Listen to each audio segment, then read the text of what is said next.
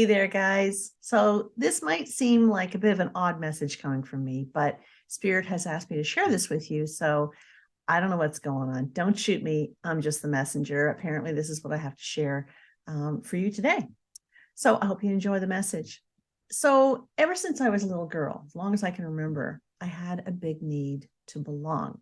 Now it shows up in my numerology chart. I have a 2 karmic lesson, which talks about learning how to belong and how to fit in and the need for partnership and patience and all that kind of stuff. But the truth is, I grew up with an emotionally absent dad and a really busy mom who was just trying to keep things together. She was just trying to keep things afloat. God bless them both. I know now that they were simply just, doing the best that they could. I didn't believe it at the time, but honestly, I know they were just doing the best that they could. And like every parent on the planet, they had their own personal history to figure out. Inside of us is the wounded child, right? We all have one in there. The little girl, the little boy, they all exist in there. I don't care how old you are. They're there. We all have our baggage, and our parents are no exception. But I fantasized about belonging to my friends' families. I fantasized about being in a normal environment. Maybe they weren't drinking like my family was. Whatever. There's a lot worse things than what was going on behind my closed doors in my home. Honestly, I actually grew up in a really good home, no question. Lots of baggage with mom and dad, but heck, like who doesn't have that, right? But I was looking for the normal families that went to church on Sundays and they went to the parent teachers meetings and they all seemed to have their shit together, right? Those are the families I wanted to hang out with. And every time I got a new boyfriend, I quickly adopted my boyfriend's families because they were just so much more fun to hang out with. So maybe you can relate. So I soon learned, I was kind of naive. I learned that every family has their own share of skeletons in the closet. So who knew that dysfunction also existed in their homes too? How is that even possible, right? So the truth is that regardless of your family dynamics, we all have an inherent need to belong to our family or our biological tribe. We all have this. It's human nature. We all have our own unique needs that we want met. And some of us, we're seeking compassion, while others need support. Some need discipline, while others crave for their freedom. Everybody has something unique. Here's another truth about that. No one gets exactly what they need from their family unit. Well, that's a shocker, right? Like no one gets exactly what they need from their family unit. Why is that? Because your parents and the siblings that you grew up with aren't mind readers. Who knew, right? Who knew? So it's human nature to need and to crave unconditional love. And the first place we're going to go looking for it is in our homes of origin. But families are often complicated, right? They're made up of parents and siblings who are just trying to survive, and each with their own agenda, each with their own past lives, and the history that brings in, and those lessons, right? Each have a new soul contract that they brought with them that they're trying to figure out. They each have a very different history and perspective of their life experiences. So have you ever noticed, this kills me, have you ever noticed that your sibling's version of growing up is so incredibly different than your own version? Oh my God, don't even get me started on that, right? I can't believe that what I witnessed is not at all what they witnessed. And that's because we all get to interpret our experiences differently, right?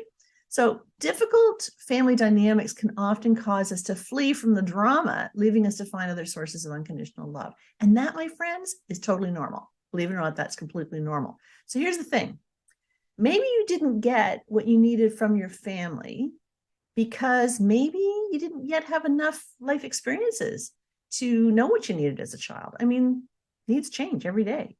Maybe you had needs that just weren't able to be filled because maybe there were financial commitments in your home. Maybe there was a larger family. There wasn't enough to go around for everybody. So your needs didn't exactly get met. Maybe that's why I never got the pony that I wanted. Anyway, I'm over it. Maybe you didn't have the courage to speak up for what you needed, or maybe you didn't feel worthy of asking for what you needed. That's a possibility too. Side note, who gets to choose how worthy you are? You do. Okay. Nobody gets to choose that for you. You do. So maybe you were afraid of asking for more than what was your share. Maybe your parents were emotionally broken and unable to support you the way that you needed to.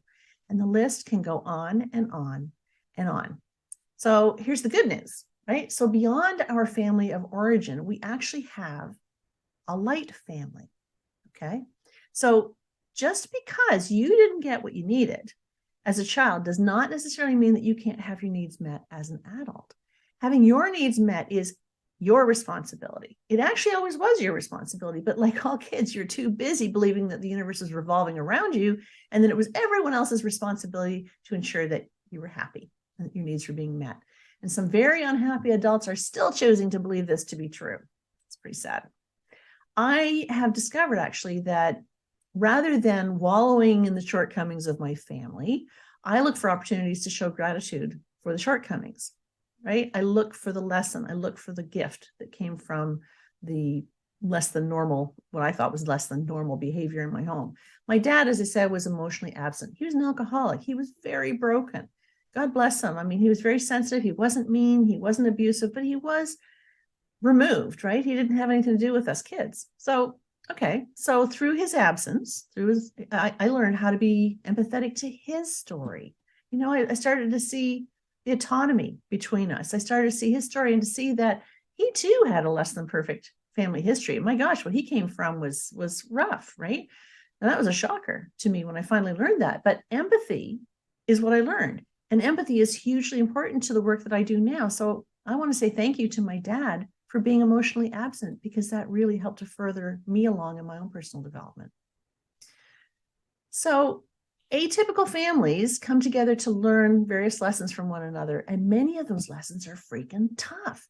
But when we can explore the gifts that we received from the challenges, we can choose to no longer be victims of the experiences. We have to choose to no longer suffer and be victims of the experiences. That's up to us, right? So if someone called you anything less than perfect as a child, or as an adult for that matter, maybe it's time that you need to forgive yourself for believing it. Whatever it is they told you that wasn't very kind, choose to forgive yourself for believing it. Forgiving yourself, I'm telling you guys, is the greatest gift that you can give yourself, no question. So back to the light family. Where can you actually find your light family? Well, author Alana Fairchild, she wrote the Light Worker Oracle. Just a second, I'll show it to you. This one here, my new favorite deck. Amazing book, right? Amazing Oracle deck. Oh gosh, I'm really tapped into it. And Alana writes, although you were not meant to belong to a traditional way to your family of origin, you shall not be denied the love you need. You are here to help build a human family joined by more than blood or legal union. It will not just be you loving the world, but the world loving you back. The power of your heart to give and receive love shall not be wasted. Listen, guys, one thing I know to be true is everyone needs their tribe. Everyone has a need to belong. Everybody has a need to fit in. It's human nature. I don't care how much time you need by yourself. I need a ton of time by myself. I love to be by myself, but I do need people and I do need my tribe.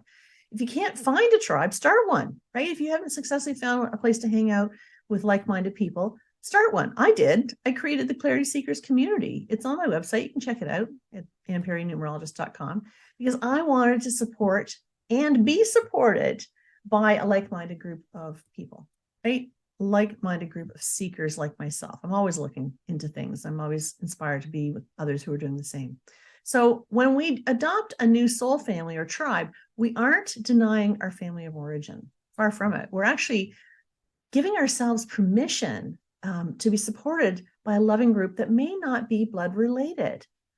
Our needs change. Just because you were born into a family doesn't mean to say that that family is going to serve your needs forever. It's not intended to be that way. Family comes in many forms, guys. Not every family ends like an opposite or an episode of Ozzie and Harriet, right? God, I hope you guys remember Ozzie and Harriet. But anyway, maybe I'm dating myself. But we aren't, they were the perfect all-American family, right? Sort of like, what was that other one with Opie and, oh God, the name escapes me. But anyways, it was Andy Griffith, the Andy Griffith Show.